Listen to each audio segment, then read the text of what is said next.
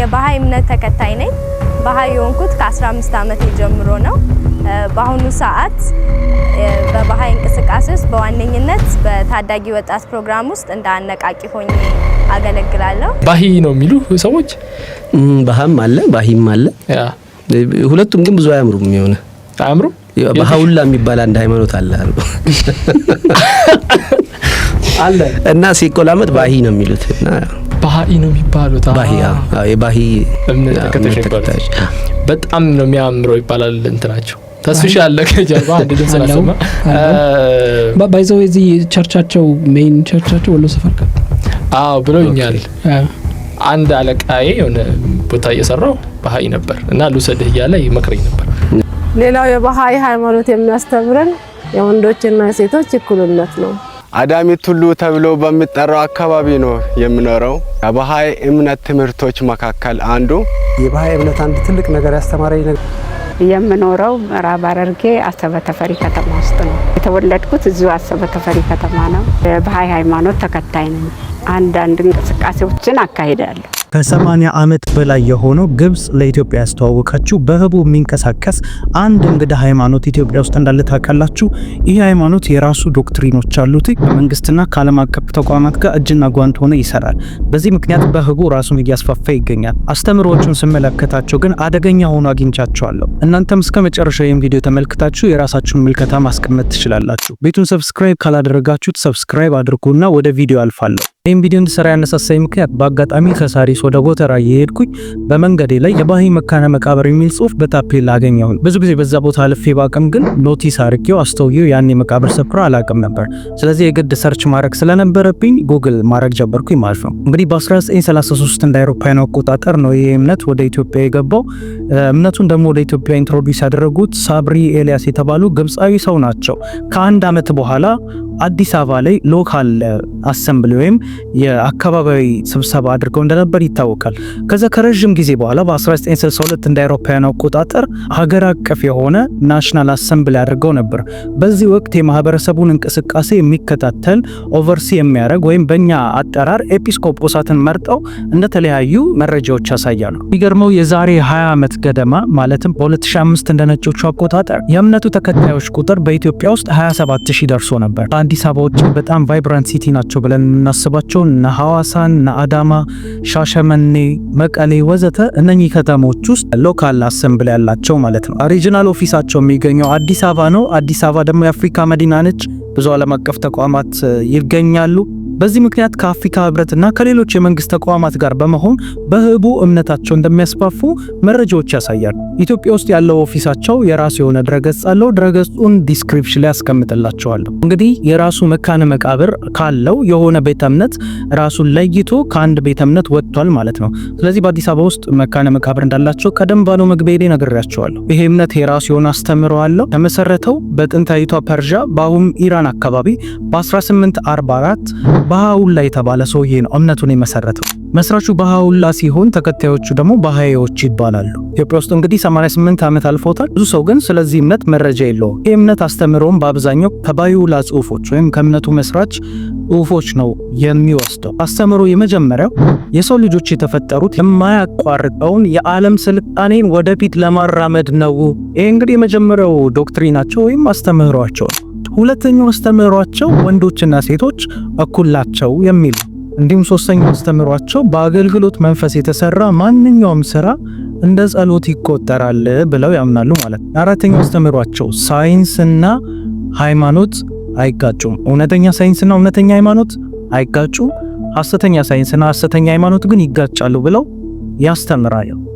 ስለዚህ ሳይንስና ሃይማኖት ተደጋጋፊ ናቸው። የዓለምን ስልጣኔ ወደፊት ማራመድ የሚቻለው ሁለቱ ሲደጋገፉና ሲመጋገቡ ብቻ ነው ብለው ያምናሉ፣ ደግሞ ያስተምራሉ። አምስተኛውና በእኔ ምልከታ አደገኛ ብዬ የቆጠርኩትን ያስተምሯቸው አንድ ዓለም አቀፍ ቋንቋ ያስፈልገናል ብለው ያምናሉ።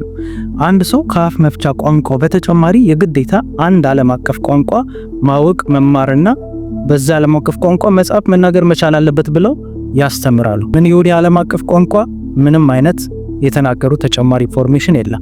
ስድስተኛው ዶክትሪናቸው ትምህርት ፍትሃዊ መሆን አለበት ነው። እያንዳንዱ ሰው የመማር መብት ስላለው ሕፃን፣ አዋቂ፣ ነጭ፣ ጥቁር ትልቅ ትንሽ ሁሉም ሰው እኩል ትምህርትን ሊማር ይገባል። የትምህርት ተደራሽነት ለሁሉም ሰው ፍትሃዊ መሆን አለበት ብለው ያስተምራል። ሰባተኛው ዶክትሪናቸው የኢኮኖሚ ፍትሃዊነት ነው። ዓለም ወደፊት መቀጠልና ስልጣኔዋም ወደፊት መሄድ የሚችለው የኢኮኖሚ እኩልነት ሲኖር ነው ብለው ስለሚያምኑ ኤክስትሪም የሆነ ሀብትን እንዲሁም ኤክስትሪም የሆነ ድህነትን ይቃወማሉ። ሰዎች መደበኛ ወይም መካከለኛ በሆነ የኢኮኖሚ ፍትሃዊነት ውስጥ መኖር አለባቸው ብለው ያምናሉ ማለት ነው። ስምንተኛውና በእኔ ምልከታ አደጋውን ያገኘሁትን ያስተምሯቸው በየዘመናቱ የሚመጡት መልእክተኞች ከአንድ አምላክ የተላኩ ናቸው።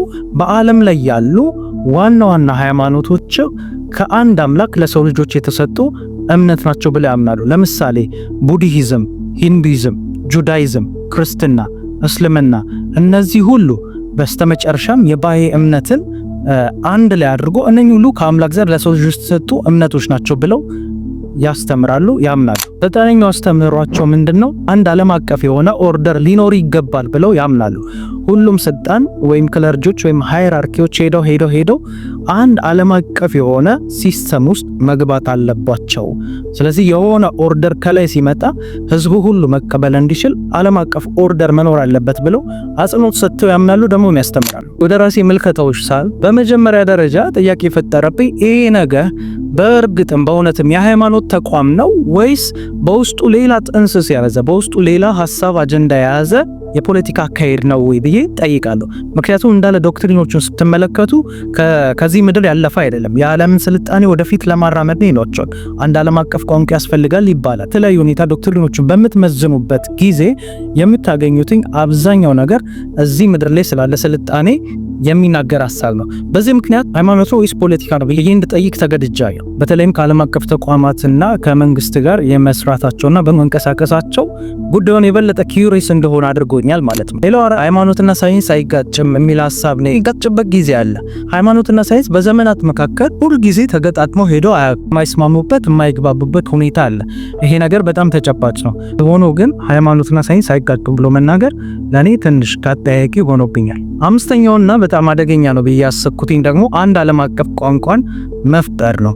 ይሄ ዓለም አቀፍ ቋንቋ ኒው ወርልድ ኦርደር በተለይም ለአዲሱ የዓለም ስርዓት በጣም አመቺ ነው ብዬ አስባለሁ። ምክንያቱም እምነቱ እንደሚያስተምረው በወርልድ ኦርደር በጣም ያምናል፣ ኢንፋሲስም ይሰጣል እዚህ ጉዳይ ላይ። ስለዚህ ከዚህ የተነሳ አንድ አይነት ቋንቋ ሰዎች መናገር የግድ አለባቸው ብሎ ማሰቡ ሌላ ጥያቄ አጭሮብኛል። ምክንያቱም በአንዳንድ ቤተ እምነቶች ለምሳሌ እነሱ እንኳን ይቀበሉታል ብለን በምናስብ በክርስትና ቤተ እምነት ውስጥ ወይም በጁዳይዝም ውስጥ የቋንቋ መደበላለቅና ልዩነቶች በሰው ዘር መካከል የመጣው የዓለምን ስልጣኔ እናራምዳለን፣ ህንፃ ወይም ግንብ እንገነባለን፣ እስከ ሰማይ የሚደርስ ህንፃ እንገነባለን፣ አምላክ ጋር እንደርሳለን ብለው ባሰቡ ሰዎች ምክንያት ነው። አምላክም በዚህ ምክንያት ቋንቋቸው እንደደበላለቀ የጥንታዊ ጽሁፎችም ሆነ የክርስትናና የአይሁድ መጽሐፍቶች ይሄንን ያስተምራሉ።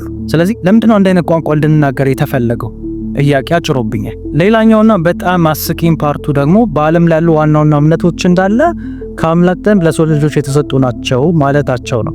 እንግዲህ በየዘመናቱ የመጡ ሃይማኖቶች እንዳለ ከአምላክ ዘንድ ለሰው ልጆች የተሰጡ ናቸው ብለው ያምናሉ። ይሄም ደግሞ በጣም ኢንክሉሲቭ ለመሆን ከእያንዳንዱ ሃይማኖት ሰዎችን ለመሳብና አትራክት አድርጎ ወደ ራሳቸው ለማምጣት የሄዱበት ርቀት ይመስለኛል። ምክንያቱም እነዚህ ዋና ዋና ሃይማኖቶች ስቲል ነው በምድር ላይ አሉ።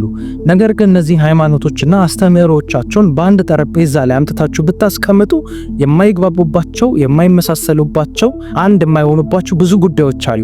ይሄ ሁሉ ጉዳይ ያለ ልክ ከአንድ ፈጣሪ ለሰው ልጆች የተሰጡ ትክክለኛ መልእክት ናቸው ወይም መልእክተኞች ናቸው ወይም ሃይማኖቶች ናቸው ብሎ ማስተማር ከእውነታው በጣም የራቀ መስሎ ታይቶኛል። ይህም ደግሞ ሰዎችን በቀላሉ አትራክት ለማድረግ እንደሆነ አስቤያለሁ።